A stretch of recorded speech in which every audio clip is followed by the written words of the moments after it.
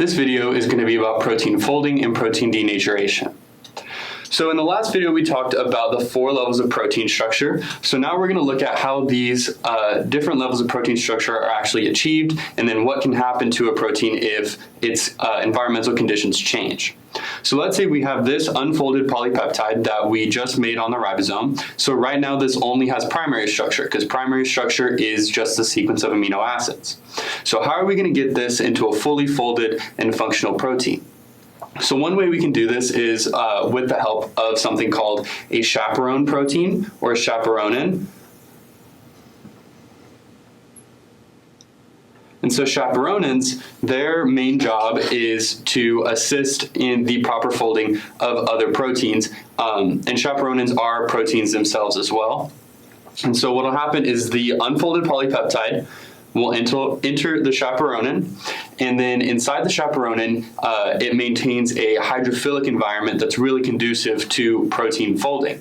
So while it's in the chaperonin, it's going to get folded into its proper shape, and then after that happens, it will be released from the chaperonin, and it'll be functional and ready to go. So now that we have this functional protein, we can look at what happens when something in the protein's environment changes. So there's a couple different things that can be really detrimental to protein structure and function. And so that would be temperature, especially very high temperatures can disrupt the hydrogen bonding in these proteins and cause them to unfold. We can have extremes in pH that can also interfere with these interactions within the proteins. We can have changes in salt concentrations that would also affect this. And so all of these are going to be ways that we can denature this protein. So when you denature a protein, what's happening is the protein is losing those levels of structure, so it's unfolding. And so something that's really important to remember in biology in general, but especially with proteins, is that form equals function.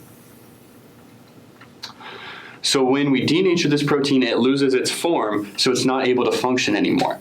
So for all proteins to work, they have to be the right shape, they have to be folded properly, otherwise they're not going to work. So when we denature it, we take away that shape, and so we take away the function of that protein, and it's no longer capable of carrying out whatever activity it is that it's supposed to carry out.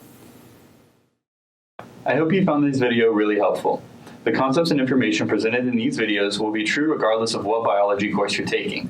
However, the material we covered in this video is specifically referencing material covered in Campbell Biology's 11th edition. Remember that if you are an enrolled Baylor student, we do offer free tutoring on the first floor of the Sid Richardson building, and you can schedule a free 30-minute appointment to have one-on-one tutoring online, or you can stop by during any of our business hours. For more information about the services we provide, you can go to our website at www.baylor.edu/tutoring. Thank you.